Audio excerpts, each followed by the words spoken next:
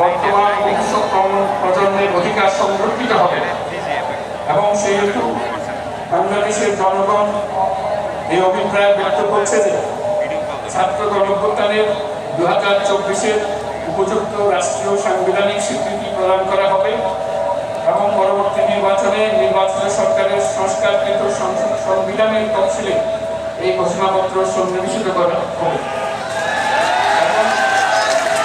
5ই August 2024 সালে গণঅভ্যুত্থানের বিজয়ী বাংলাদেশের জনগণের এখনকার প্রতিফলন হিসেবে এই ঘোষণা প্রণয়ন করা হলো। জাতির সার্বিক মঙ্গল কামনা করে আমি জুলাই ঘোষণাপত্র আপনাদের সবার সামনে উত্থাপন করলাম।